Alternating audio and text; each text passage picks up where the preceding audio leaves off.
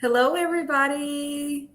Hi. We're going live here with ProCare Health and Tori Mincemeyer, my very good friend. Tori, thank you so much for being on the call with us today. Yeah, of course. I'm excited.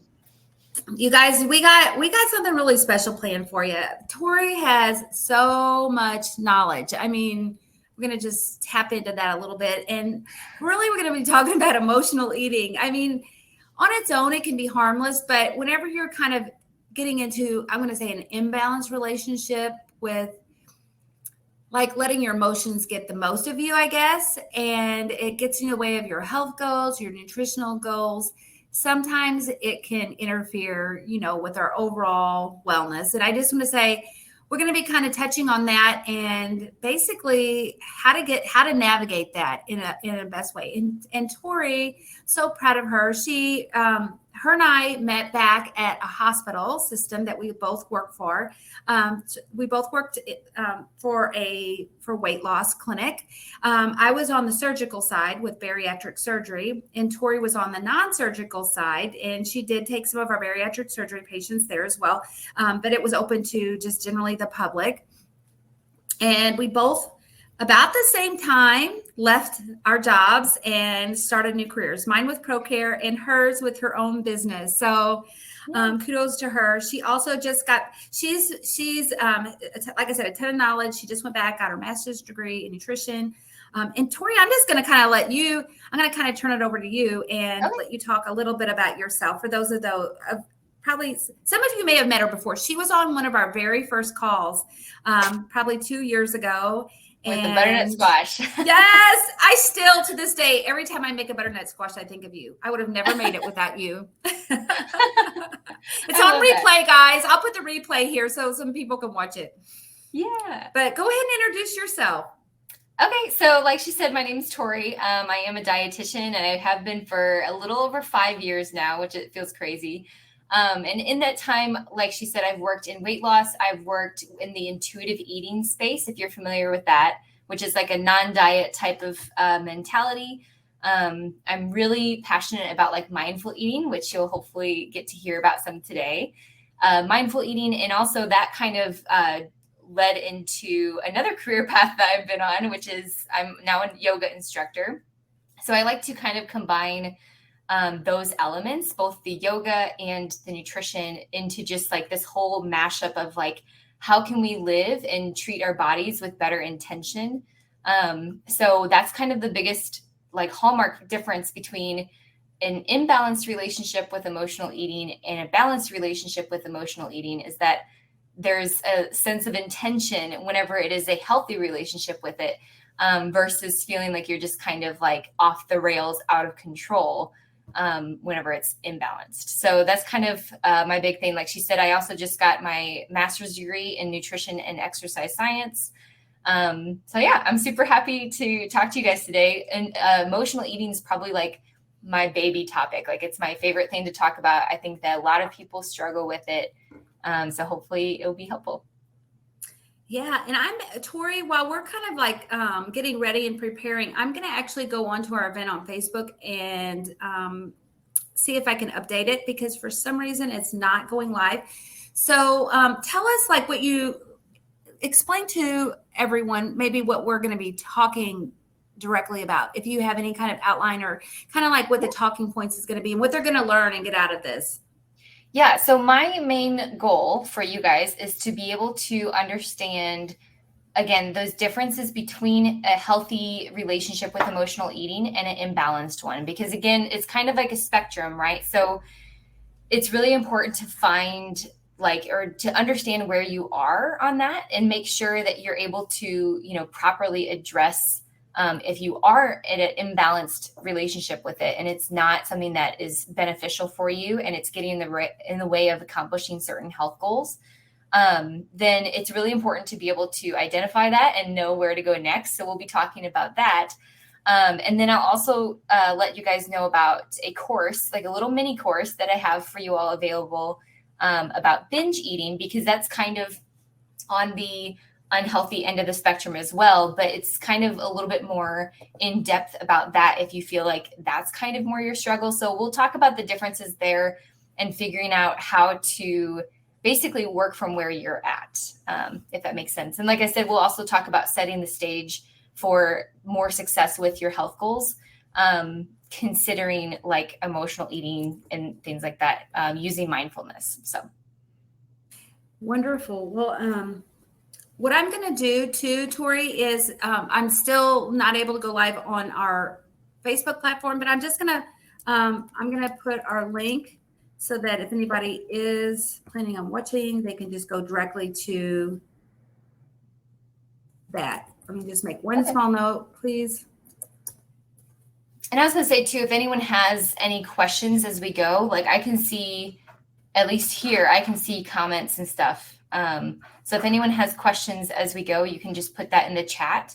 And if it's something that I'll address during the presentation, I'll let you know. But I definitely want to make sure that we're covering your questions around emotional eating as well. Okay.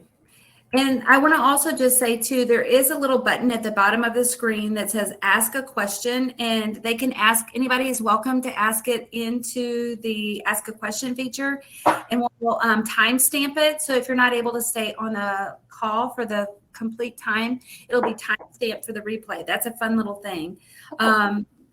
Yes. And then it looks like we have Michelle. She's saying, hi, ladies. Enid. She's on a lot of our calls. Hello. And Lovey, good afternoon. Lovey, I think that you saw on your facility's weight loss surgical page, we are going to be starting to post some of these live events. So I'm really excited about that. Also, if you're a member of community called Berry Nation, we've been posting some of our events on there. So if you are from Berry Nation, please say hi, let us know. We're excited about being on different formats and that type of thing, and being able to share this content and information, because just like what Tori said, to me, when we're talking about eating and emotional eating, intuitive eating, mindful eating, all of those things to me are so important, because the surgery is, I mean, obviously it's a big part of it, but I feel like the after pieces, which are lifestyle, are like the biggest pieces. Those are the things that you are dealing with every day and having to make really big changes in. Yeah. It looks like we have Michelle joining. Good morning. Marcia. Hi, everyone. Tamika. Hello. And Sarah. Good afternoon. So yeah, well, I say we just jump right in and start, because I know you have a lot to share. Also, for those of you who aren't familiar and it's one of your first times, I also just wanted to do a short introduction on myself. And the reason I'm doing that is because I actually had someone recently on a survey that we did say, we want to see more bariatric surgery patients on your forum. And so guys, too, I'm on the professional side, which I'm a nurse and worked in a bariatric surgery clinic for some time, but I also have weight loss surgery. So I just want to kind of clue in and let you know that I understand some of the things you're going through. My surgery was back in 2013. So I just wanted to kind of to say that. And Enid said, I've missed you so much. Training at work has been very intense. Oh, totally get it. Don't we, Tori? Yeah. Oh my gosh. Before the call. Faux show. I'll go ahead and share my screen, I guess, Brenda, if that's okay. Yeah, perfect. Hi, Clarissa. Hope I'm saying your name right. Such a pretty name. Is Tori related to Brittany? They look like sisters. You guys do both have brown hair and dark skin, so you do have that tendency. They are not sisters. Maybe soul sisters, huh? You never know. Somewhere back there might be. And guys, I have some news. Some of you may already know this because we've announced it on a couple of our live events. But Brittany, her last week was last week. She is no longer with the ProCare team, which is very sad. But she's off to new ventures. She got a job with a company and that she's super excited about, because she always wanted to do specific type of sales, and that's where she's at. So we wish her the very best, but we will miss her very much.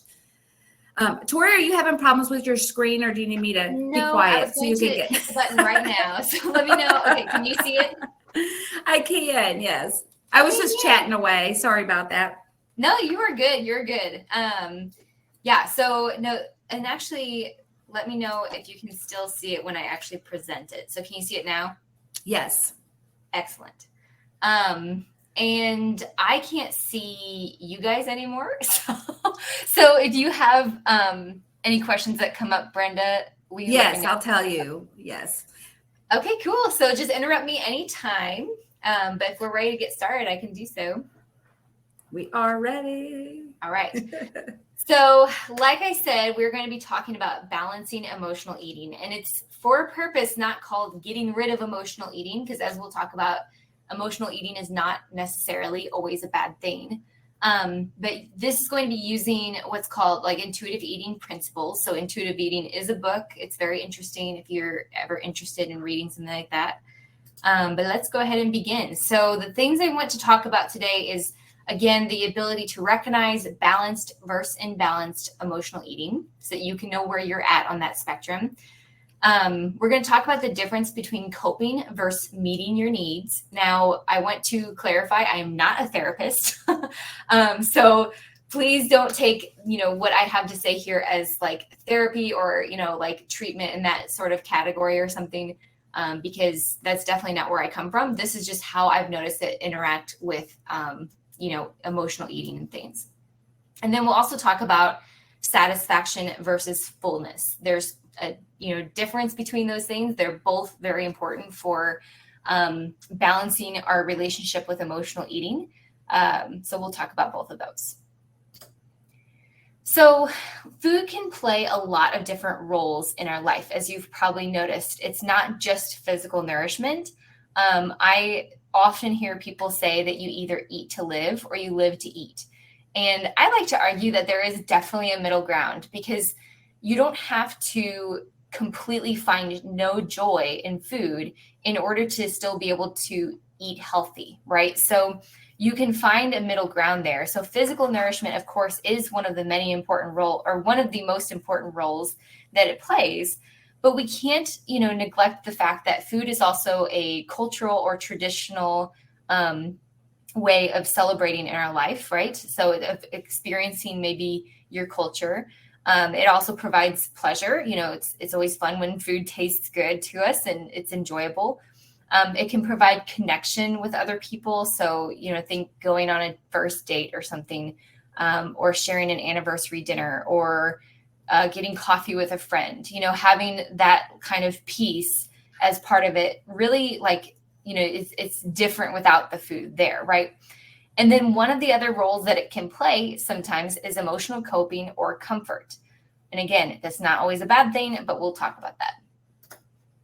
So when emotional eating becomes imbalanced, this is when emotional eating is our only coping mechanism for certain emotions. So every single time you feel stressed, you go to the pantry, right? Like that is one sign of imbalanced emotional eating. Another imbalanced symptom is when you feel intense guilt afterward. So if you feel guilty every single time you eat for some other reason than just physical nourishment, that's kind of a red flag. And then the last one is that you use it to avoid addressing the actual issue. Again, it's okay to use as a coping mechanism sometimes, but if you never actually fix like what's going on or address it, or find some more productive way to work with it, then we're kind of just hiding in that space of coping with it rather than actually dealing with the issue. So emotional eating can come in a lot of different forms. It's not just like the typical, I got broken up with, let me eat a pint of ice cream while I was sobbing with a romantic comedy or something. It can be also happy, it can be stress, all kinds of things. So a few examples would be feeling stressed at work and grabbing a donut from the break room.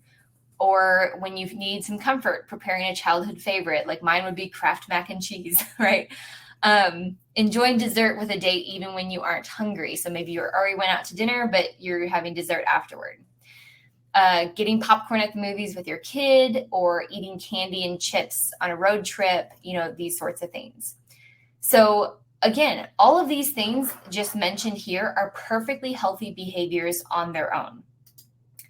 It's when we add in looking at it a little bit closer that they can be potentially unhealthy behaviors. So if every single time you're stressed at work, you grab a donut and you don't take any steps to relax or to reduce your stress, that can become an unhealthy behavior. Or preparing your childhood favorite food every single time you have a bad day, rather than finding other coping mechanisms in that situation. Having something when you're not really hungry and then skipping a meal to compensate for it, or justifying it like as though it's something to feel guilty for and that you shouldn't. All these sorts of things. So when you take a closer look at emotional eating, it might actually be an unhealthy, imbalanced relationship with it. So what to do about it in these particular situations? A few things, that are going to be really important is addressing issues head on, after you enjoy the donut. So don't make it end with, I'm just going to eat whenever I feel stressed, because then we're going to be eating a lot if you have a stressful job, right? Instead, we need to figure out how to address that stress and maybe handle it in a healthier way in the future. Or if it's like, your boss yelled at you or something, like talking to them, and finding out like what you can do about that. Finding more coping mechanisms in addition to comfort food. So not always relying on food as our emotional coping mechanism. Another thing is like challenging food beliefs, right? So challenge the belief that you have to earn your food. I hear a lot of people say like, oh man, that was such a good workout. Now I get to have dessert. And there's no need to have to earn certain foods or justify eating something, whenever we recognize that food can play a lot of different roles and we have a healthy relationship with food. And then tuning into physical sensations rather than mental, like guilt, is a really important part of this process as well. Like instead of saying, oh my gosh, I'm such an idiot for eating this, or I'm so disgusting because I ate that. Instead of that, we can just tune into how my body physically feels after eating that, and how can I soothe those feelings or change that in the future.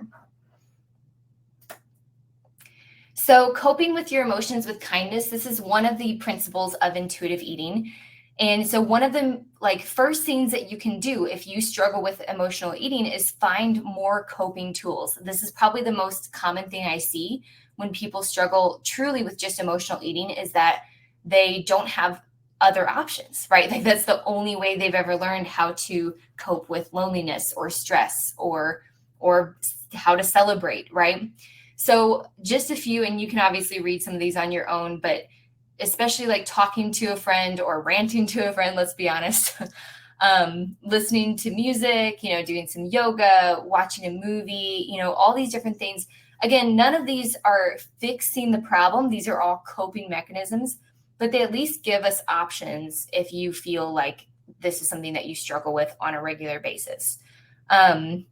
So I always tell people, as far as like an actionable step here, is like if you can identify where you typically eat emotionally, if it's always like when you get home from work and that feeling that you have is stress, see if there's something else that you can plan in advance to do and say like, okay, when I get home from work, I'm going to go for a walk. If I still want to eat, and kind of snack after that, I'll give myself permission to do that, but I'm going to at least try another coping mechanism, if that makes sense. And then the other thing that we need to make sure we're paying attention to is the difference between coping versus addressing needs. And again, I'll say it, I'm not a therapist, but these are some of the things that I've learned in my process of like working with intuitive eating with clients and myself that is really important. So coping with something addresses the feeling behind something. So whenever I say feeling versus the need, right? What I'm saying here is usually what happens is a need is not met. So maybe if we're stressed, it's because our need for security isn't being met. Maybe we're afraid we're going to lose our job or something, let's say. And so the feeling that comes from that is worry, anxiety, and things like that. So the need is security, the feeling is worry. So coping is going to address the feeling. It makes you feel a little bit better, usually by helping distract you or, like basically get your mind off of it. And coping with emotions is totally normal and healthy because we are only human, right? We can't just like go around fixing problems all the time. Sometimes we just need a little bit of a mental break. So it's healthy as long as it doesn't always stop with coping and we never actually, go further into addressing our needs around food or around just our life in general.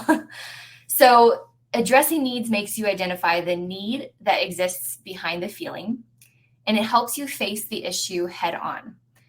So it also will, in the long run, help you feel more resolved and at peace than if you were to simply cope with the emotion repeatedly. The reason we don't always just jump right into this, right, is because addressing needs is much more difficult usually, and it might be scarier. Maybe we are feeling avoidant, and that's why we don't tend to address the need instead of spending time coping with it, if that makes sense. So a few examples here. Let's say you have a fight with your partner or with a friend or your mom or whatever. To cope with this, what this might look like is we might feel frustrated, we might feel upset, we might feel hurt, misunderstood, etc. So we might feel this way, and a few things that can help distract us or help us cope with those feelings is watching a show on Netflix, something to just kind of to get your mind off of it. Food also, going for a walk to kind of cool off. And that's just something that can be beneficial about coping, is that it gives us space between what happened and actually reacting to the situation. Maybe working on a hobby, listening to some music, ranting to a friend.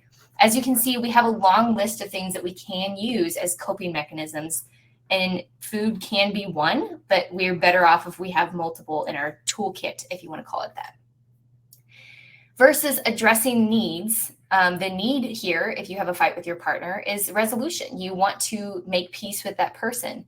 So typically, that's going to look like talking to your partner, expressing that need for resolution, things like that. Again, much more difficult, especially if you have a frustrating partner.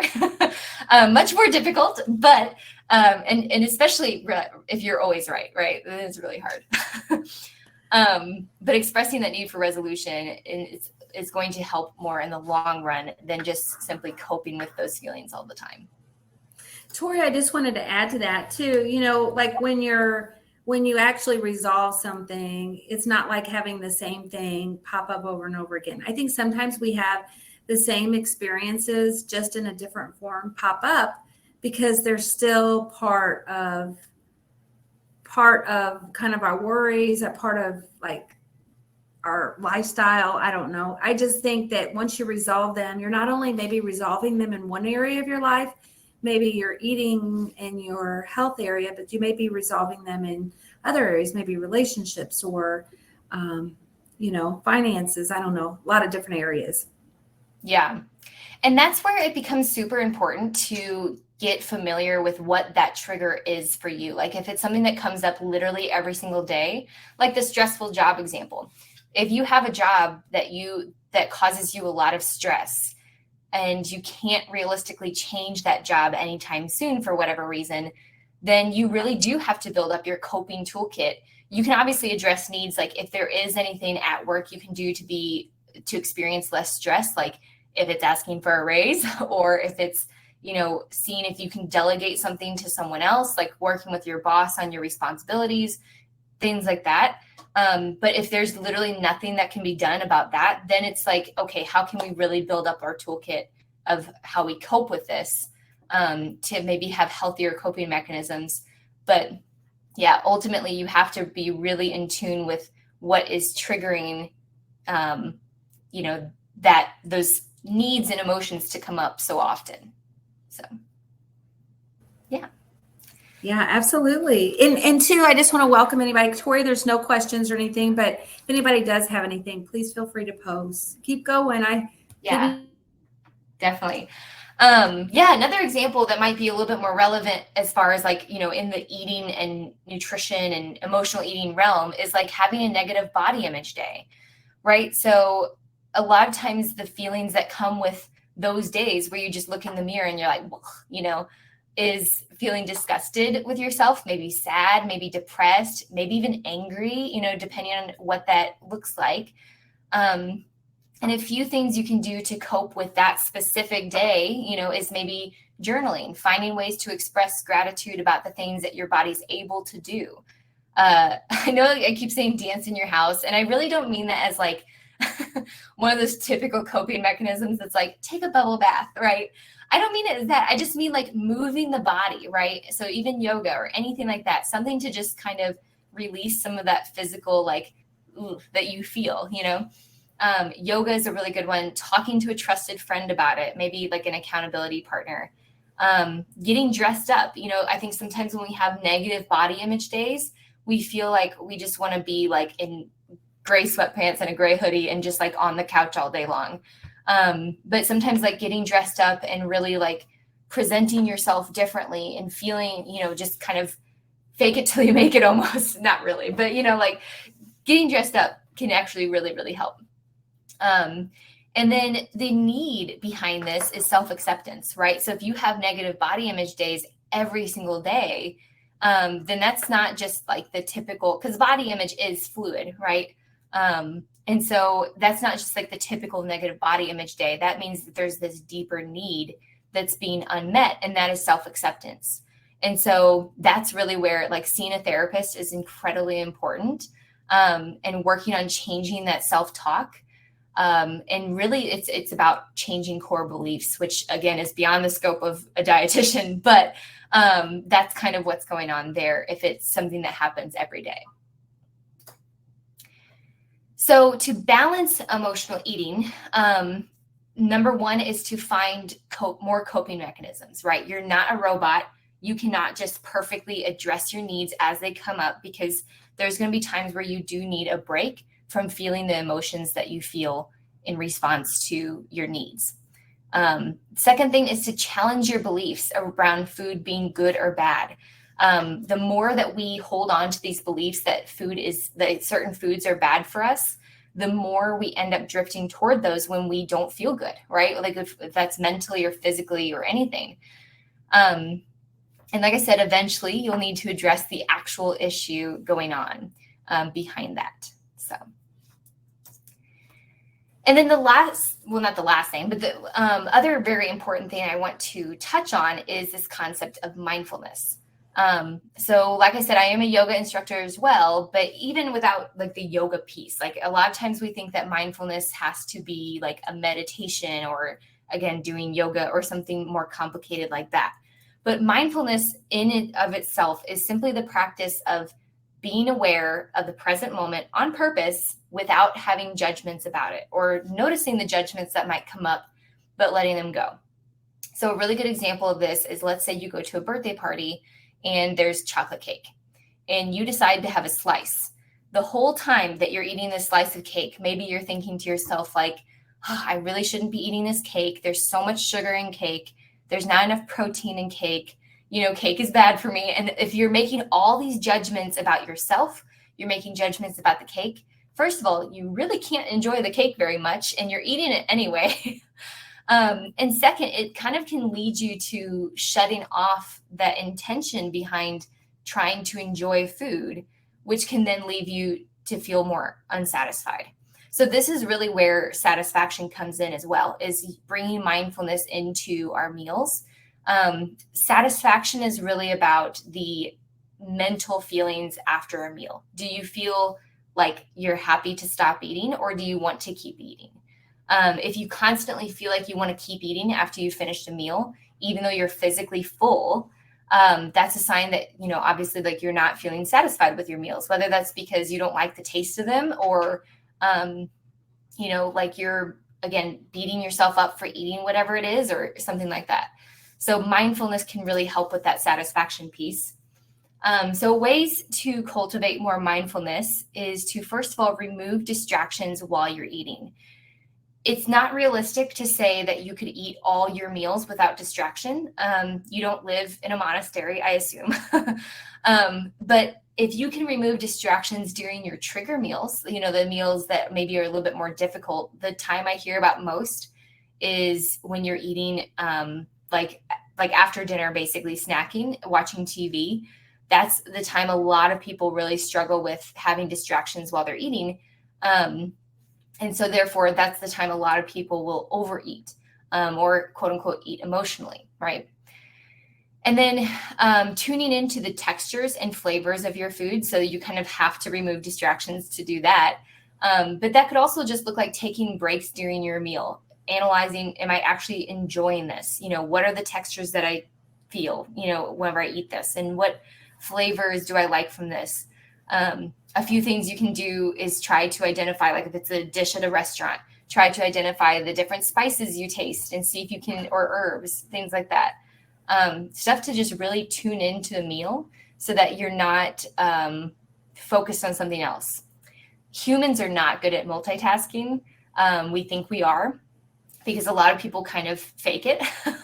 But really what we're doing when we're multitasking is we're focusing on one thing and we're only giving the other thing a slight amount of our attention. So when we are watching TV while we're eating, we're probably paying more attention to the TV and not as much to our food. And it's harder to feel your fullness signals and have the desire to stop eating whenever you're distracted. Hey, Tori, there's a comment. It kind of pertains to this. You mind if I read that? Yeah, go for it. Okay. So Bobby says, I find I do mindless eating when important days approach. My husband passed away 21 months ago. His birthday would have been the 5th. The week before, I'd eat when not really hungry, even while watching TV or reading. Now that his birthday has passed, I'm not grazing very much. So maybe there's something, with that emotionally tied to that. Maybe it's kind of a comfort thing, or what would you say to that? Yeah, I would say it sounds like, you probably have like some of your brain power is focused on that, and trying to heal from that. And first of all, I want to say I'm so sorry about your loss. Yeah. I cannot imagine how hard that would be. Nobody. But yeah, it sounds like that's just kind of your body taking care of itself, honestly, in that moment, and just finding ways to distract from difficult emotions.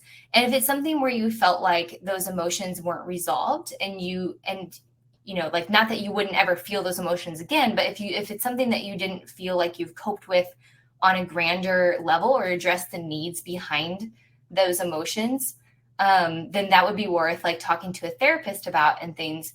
So that's where emotional eating, I consider it to be very normal to have those kind of like, it's almost like you're hunkering down and like hibernating for a second there, just to kind of protect yourself and let yourself be, comforted.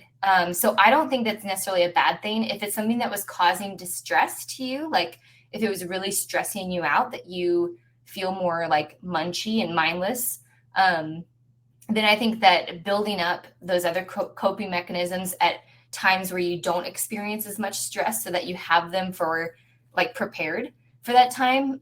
Or like I said, also talking to a therapist, maybe even more frequently around that time if you're AC1, or, specifically around that time if you don't, would be helpful. So very good question/comment. Yeah. Thanks, Tori. Yeah. And I think probably out of any kind of eating, I would almost think emotional eating would probably be one of the highest reasons besides hunger that people eat. I mean, nowadays we have so many different kinds of foods and so many resources available to us. It's not too often, I would think, that people actually have problems with not being able to eat, having food available to them. So. Right. Yeah. Usually, and that's like, so a lot of times when people overeat or eat emotionally in response to feeling restricted around food, it's not an actual restriction of food. Like we're not actually starving on a deserted island or something, or having to hunt for our food. It's more that we perceive that certain foods are bad, we shouldn't eat them. And so then our mind doesn't really know the difference between that and actually not being able to eat something. So that's often called like Last Supper eating, when, like if you are going on a diet tomorrow, you're going to eat all the foods you're not able to eat on the diet today, right? Because you perceive like in the future, this will not be available to me. So yeah, and that's actually something which I'll talk a little bit more about, that binge eating course that I have, because that's something Go ahead, big. Tori. Yes, that's something big we cover in that course, is like, how do you get past that mentality in a structured way so you don't feel like you're constantly overeating or something. So you guys, Tori, for this little group here, she kind of is creating or has created a course too. It's the link for it is at the bottom of your screen. I'll copy and paste that. It's on our call to action button. It says link to Tori's binge eating course. She's actually reduced the price in half for all of you guys attending, which I think is very, very sweet. Yeah. And we'll talk more about it here towards the end, but just want to bring that up, and I'll paste the link for anybody in case anybody has to jump off early to talk about that. So the normal cost for it was $88. Yeah. And you're charging $44. Yes. Correct, Tori? Okay. Yeah. But yeah. Okay. So the last piece of mindfulness that I think is really important is to express gratitude for the entire process, right? So, and I mean everything from, like, if you're eating an apple that you chopped up, it's not just like, oh, I'm thankful this apple tastes good. I'm thankful that I'm nourishing my body with an apple. You can even be thankful for the fact that we live on a planet that supports the growth of apples, right? I know it sounds kind of cheesy, but there's a lot of things that go into play to, create like food for yourself, right? Or to have nourishment. And so if we can slow down and really acknowledge all the pieces that go into having food on the table, that can also create mindfulness as well. And there's also, and I'll put this in the comments here in a second, once I'm done recording my screen, but there's a book that I absolutely love on mindfulness called Savor by Thich Nhat Hanh. And I'll post that in the comments here in a second, but because that's a very good book. All right. And another piece about mindfulness is that your eating environment matters. So it's not just about what food you're eating. Whatever environment you're in can play a role into how satisfied you feel with it, or how much you enjoy it, or just your overall experience with it. So if you look at the two pictures, right, we have 2 cups of coffee. Neither one is bad. Neither one is good. They're just different environments. So in one, there's a little diner, right? And I mean, I personally love little diners. So don't get me wrong, I would be more than happy to drink this cup of coffee. But it's a very different vibe, if you will, than this coffee like outdoors on a patio. Again, it doesn't really matter which one you prefer. Whichever one's going to be more satisfying to you is the important thing here. So maybe one here represents like getting breakfast with a friend and being able to enjoy that. And the other one maybe, addresses having a meal in solitude, or being able to enjoy a quiet moment to yourself before the day begins. So a few things you can do to create eating environments for yourself is to think about the lighting, right? Maybe lighting a candle, maybe sitting next to a window for natural light, clearing and setting the table. There's like nothing more stressful than sitting in front of a stack of bills that need to be paid while you're eating. So taking time to actually clear the table and have a space that is maybe sacred to you to eat. And then eating indoors or out can make a difference for some people. The dishes that you use, again, look at the 2 different mugs here. I don't know about you, but I guess I'm kind of like a little bit of a snob about my coffee mugs. I really like a cute mug. And so that matters to me, Your cooking environment as well can make a big difference. I personally prefer to cook whenever it's getting dark outside. You can light a candle, you can play some music and just have fun with it. And then again, music, that can make a difference too. So to kind of summarize, right, healing imbalanced emotional eating, this first step is to recognize the role that emotional eating can play as part of a healthy relationship with food, rather than demonizing it, right? There is no easier way to struggle with emotional eating than to try to stop doing it altogether, in my opinion. So I think that it's way easier to find a healthy balance with it than to try to constantly fight it.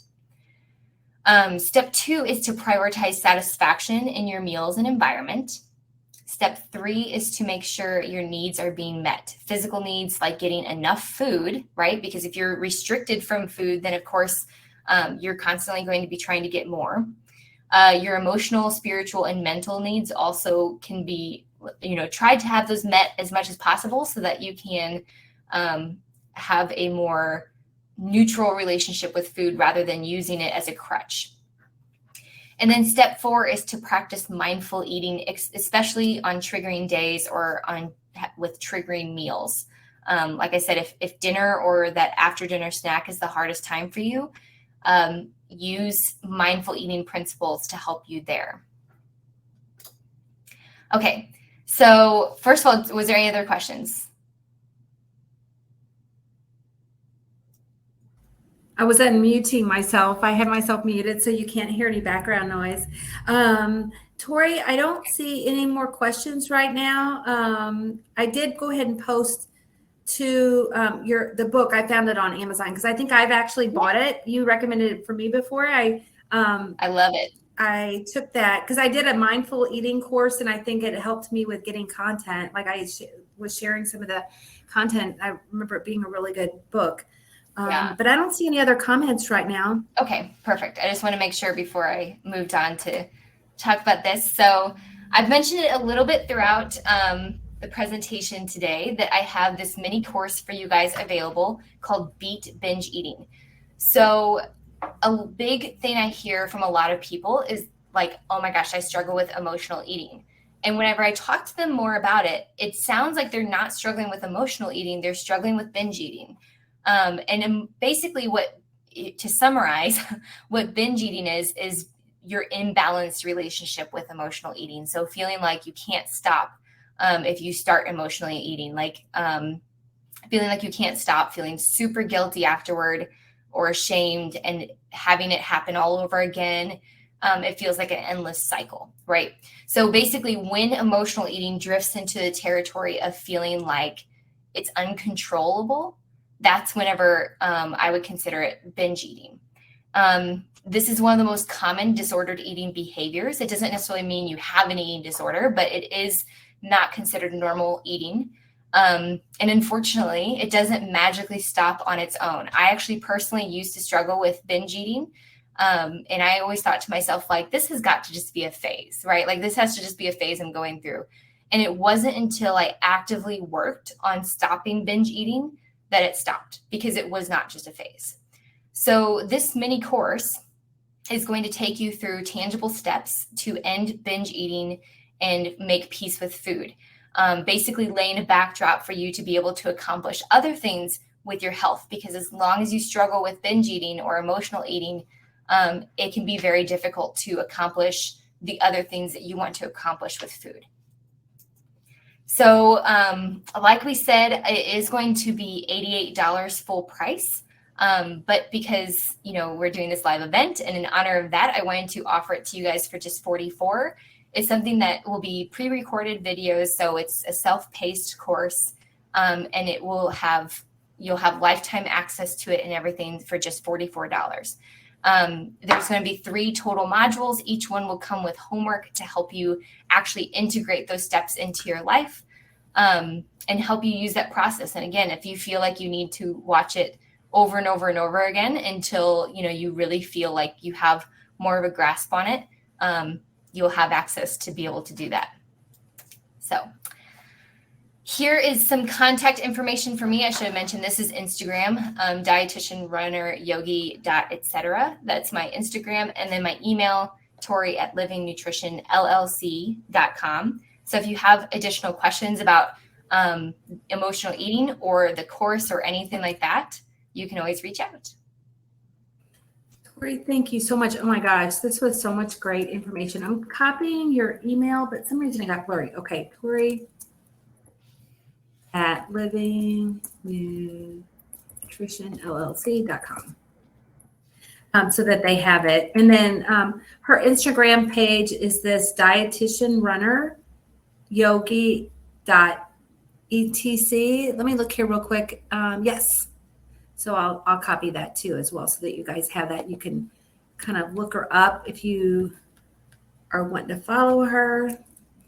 Tori, one thing that I think would be helpful for them to know too is tell us, because you look incredibly healthy and you look vibrant all the time. Just a little, I told her she was spicy.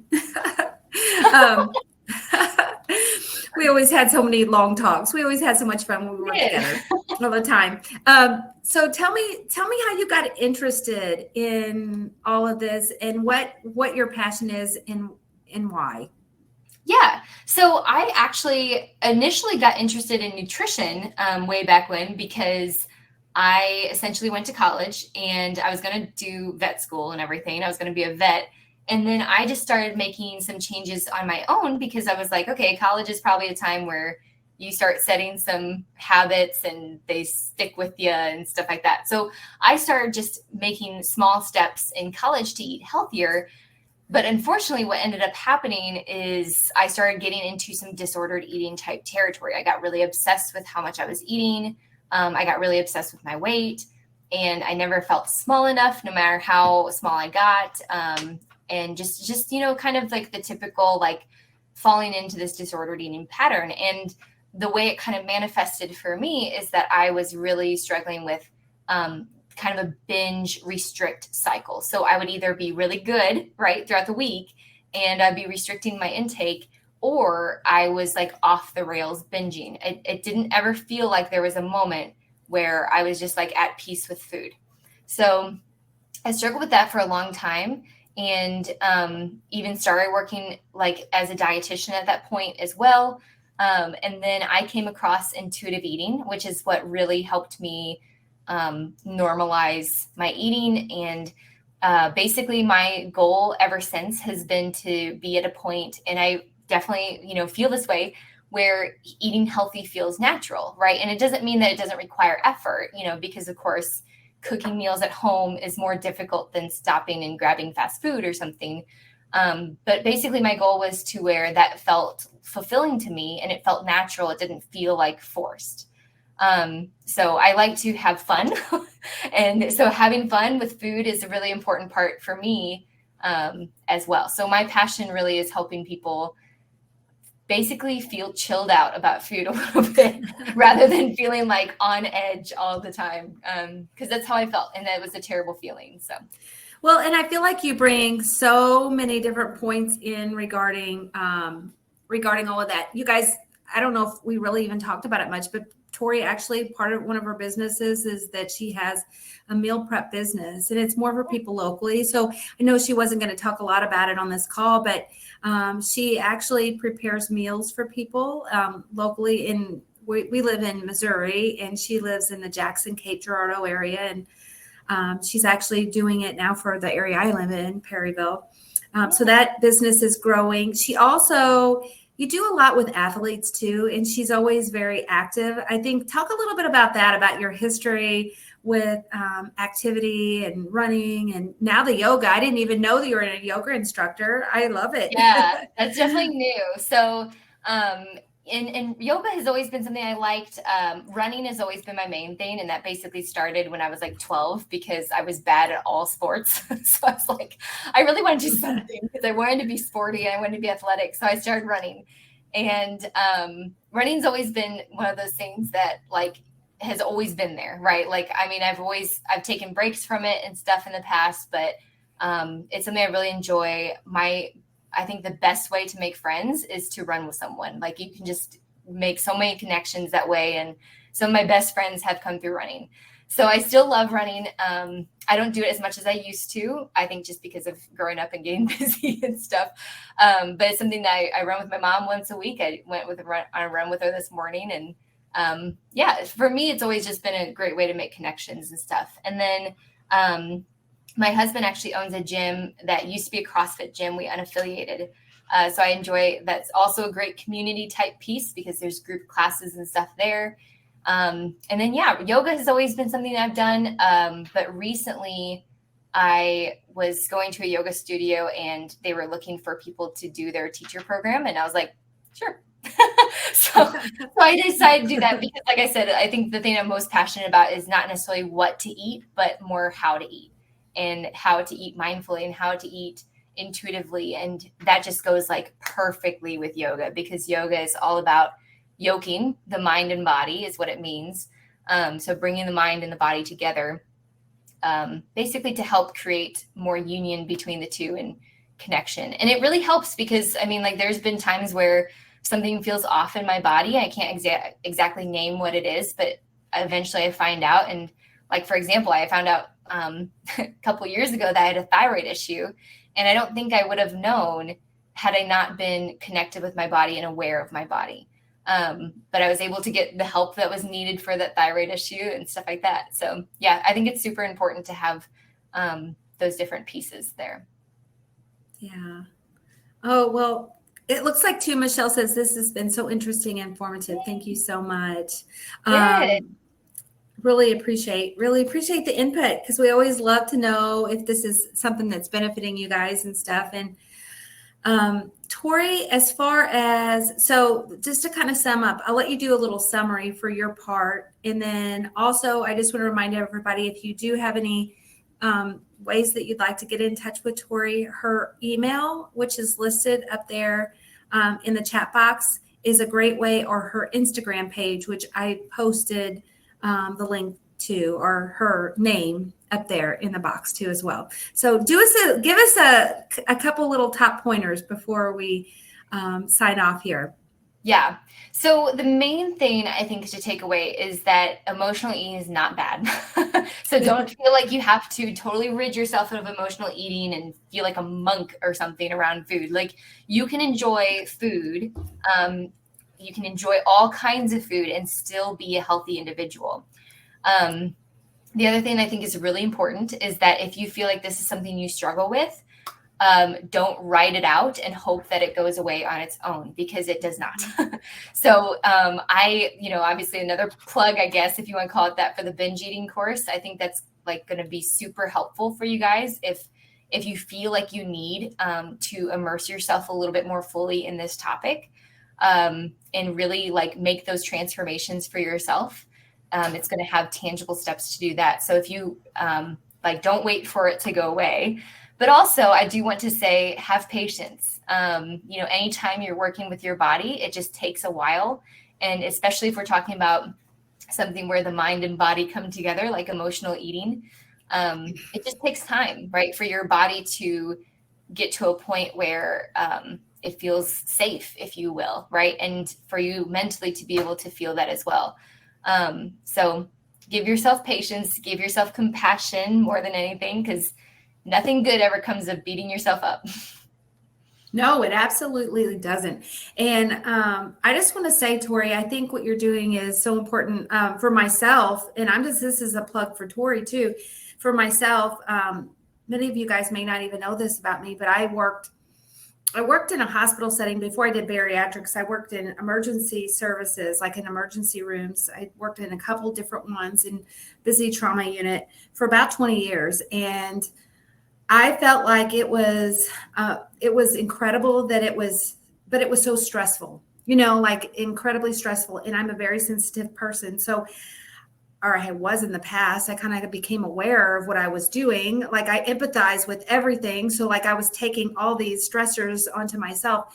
And what I realized is I kind of really started digging into a lot of the things that Tori's doing, energy medicine, holistic measures, because what I was searching for was something that was at the root cause. When you get down to whatever the root cause is, it's energy. And when you change and shift that energy, you no longer have the same kind of things happening over and over again. So, for example, with binge eating, if you get down to the root of whatever it is, whatever stressor is causing it, it's not going to continuously trigger you in the same way. And you're not going to be, your perspective will change about things, your focus will change. And so when you're actually like healing something from the inside out, as opposed to treating it with medications. Now, medication or all the coping mechanisms that Tori was talking about. There's nothing wrong with those things, because in the moment, sometimes those are what we need. Those are what we need at the moment. But if you want something like lifelong, long-term results, and not something you're having to distract yourself all the time from, then it's helpful to kind of get down at whatever's really at the root cause of whatever it is. So Yes. I just want to say that those kind of tools are super helpful. Lovey says, great program. Thank you. Just ordered the book. So hopefully, Tori, you can check out the link. I hope I gave the right link. I think it was, but you can double check that for me. And while she's doing that, I'm going to actually, I have a little something I want to say for our sponsor, ProCare. How many of you guys have tried ProCare? I know that we do these lives all the time. We don't talk a lot about ProCare, but I want to say this month we have a special going on. So I'm going to kind of share my screen for just a tiny second here, and I'm going to show a graphic. Here we go. So how many of you, whoops, wrong little, it popped off my thing. This is our new flyer for what you guys are watching right now, our support groups. Stop sharing for a second. I'm going to get back to the graphic that I wanted to show you. I have no idea whatsoever what happened there. Gotta love technology sometimes. Okay, give me 1 second and I'll get those pulled back up again. Okay. So I'm going to go back, share my screen one more time. So guys, how many of you have gotten to try our new protein powder? Okay. Let me know if you guys have tried that. We have I don't know if you can see me in the bottom little slide here, but we have a chocolate and a vanilla. I'm holding the vanilla, and here's the chocolate protein powder. As of this month, we got a special going that anytime you order anything, chocolate protein samples will be for free with a purchase throughout the month of September. So I am going to share. I'm going to stop sharing that, and then I'm going to pop on, and I'm going to show you our website so that in case you are interested in ordering something this month, you can take advantage of that little promotion. So here's our vanilla, here's our chocolate. Well, guys, these products here are brand new. We actually worked really closely with a dietitian. Her name is Katie Chapman, and she helped us with developing kind of her dream formula. Basically, the calories are low, 110 calories per serving, less than 1 gram of carbs, has added electrolytes for all of those of you who are maybe pre-surgery, preparing for surgery, having to kind of keep an eye on making sure you're getting enough of those electrolytes, or post-surgery. One of the biggest reasons people come back to the hospital post-surgery is dehydration. So making sure that, or say you're way far out, or maybe you're doing workouts like Tori, doing all kinds of physical activity, and you need those extra electrolytes. So that's a really positive thing. There's those. Again, if you order this month, you get 1 free sample of chocolate protein powder added in. We are also under our product section here.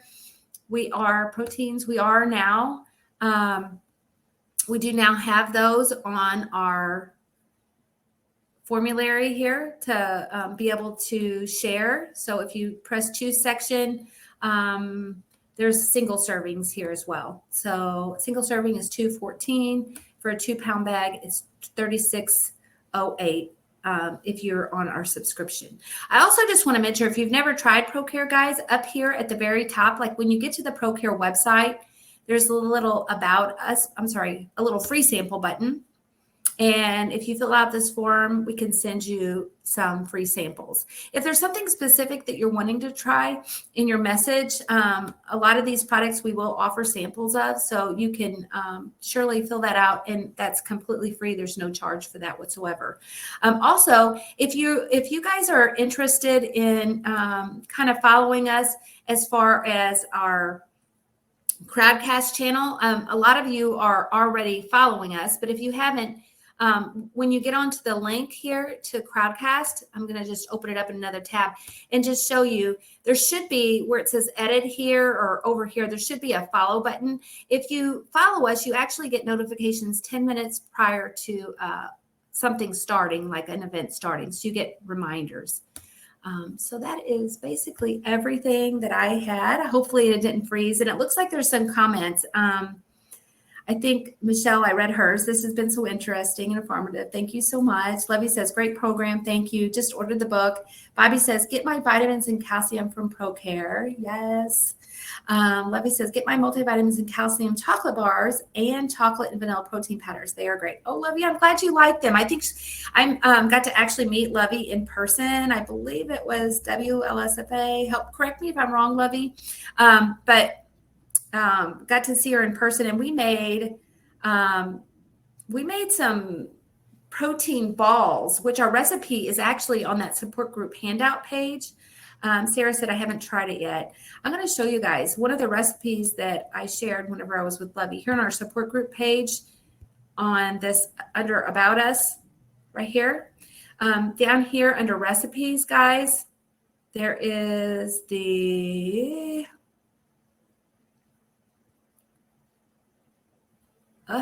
should be here. It was a chocolate protein ball recipe. Healthy ball snacks, latte, Instapot. Oh, maybe we moved it. Or maybe it's right up here at the top. Oh, it's with our new isolate protein recipes. It's this first one. So check that out. We made them with sun butter, which is, Tori, have you ever tried other kinds of peanut butter? Sun butter is made with sunflower. Yes, I love sun butter. I don't ever order it. I don't know why, or like buy it. I don't know why, but I do love sunflower butter. I will paste that. Whoops, I'll stop sharing and I'll paste that into that recipe because it's pretty darn good. She said in Vegas, I still make them. Oh, she liked them. We made them with chocolate first, and then we tried to switch it over to vanilla to make it a little different. And Tori, anything you make with protein powders? Because she tries a ton of different kinds of recipes. She's always cooking. So protein powder wise, I do like, actually with our meal prep company, we do a lot of overnight oats recipes just because they're really simple for people to grab and go and stuff. And we did one that was like a vanilla cranberry coconut. So we did vanilla protein powder and then dried cranberries and a little bit of coconut on top. And oh my gosh, actually, I think it was almonds, not coconut. That was so good. But yeah, like, I mean, you could just use like a vanilla protein powder or something to make any overnight oats recipe a little bit more high in protein. Because of course you can always add nuts and stuff too, but that adds, more fat. So if you wanted something that had a little bit more protein too, you could do nuts with protein powder. Yeah. So yeah, I love it in overnight oats, and then obviously just smoothies. Like, I mean, I use it just for flavor in smoothies, honestly. Yeah. Well, how do you make your smoothies? Do you put them in a blender or what do you put them in? Yeah, I do have a Ninja blender, like the full blender, not the little individual one. And usually, if I do a smoothie, it kind of depends on if I want it to be like just a snack or like a full blown meal. If I want it to be a meal, it's got to have like something like, peanut butter, avocado, something with some staying power. But if it's just like, a quick breakfast, I'll have like maybe with some toast or something. I'll do like protein powder, usually vanilla, because I don't know, I just like the vanilla stuff better. And then I'll do like just different fruits and stuff. But one thing that I often do, like if I do raspberries, let's say, I'll do raspberries, vanilla protein, and then I'll do a little bit of lemon juice and a little bit of stevia. And that makes it like a raspberry lemonade type thing. And it's so good. It's so good. You can also just use like a Crystal Light packet or something. But yeah, a little bit of lemon juice, a little bit of stevia, just to kind of sweeten it up and make it tasty. That sounds so good. Yeah, cucumbers are also good in smoothies. So really, that's something I've never tried. And zucchini. Zucchini is very, like, you can't really taste it, and it also adds a lot of smoothness to the smoothie. So kind of like avocado, how it makes it nice and smooth. But zucchini is like, I mean, you could do like half a zucchini in a smoothie, and you can barely taste it, and it makes it super smooth. I have lots of frozen zucchini, so I'll have to do that. Yes, that's perfect use for it. So how about yellow squash? I bet it'd work. I'll try it. How about butternut squash? You can make like a savory smoothie, like butternut squash. I know. I don't know how. I promised too I was gonna look up that live we did. And I will post the link here shortly with that because in case anybody wants to watch, it was actually our second one. The very first one I did was mindful eating practices. It's actually kind of funny, isn't it? That would be two of the first ones. So the one that Tori did with us was called Parmesan butternut squash. It was like a cooking demo that she did, and I'm going to post that over here in the bar. So if anybody wants to watch it later, they can go directly to that link. Got it right there. Just in time for fall too. Yes. So it's the second one down there that I just posted. So guys, we want to thank you all for being here, Tori. I'll be following up with you within the next day or so. And thank you guys so much. And thank you for being part of everything. And don't forget about her course. That is available for that discount now through September 8th, which is tomorrow at 5 p.m. Yeah. So short little, discount opportunity for you guys. And you can definitely use, again, my Instagram or email. If you have questions about it, please feel free to contact me because I understand you want to make sure that's something that's going to be suitable for you before you buy. So if you have any questions, let me know. Yeah. Well, thank you. Everybody have a good day and enjoy the rest. It's a Wednesday. It's hump day. So enjoy the rest of your hump day. Thanks, guys. Take care, everybody. Bye.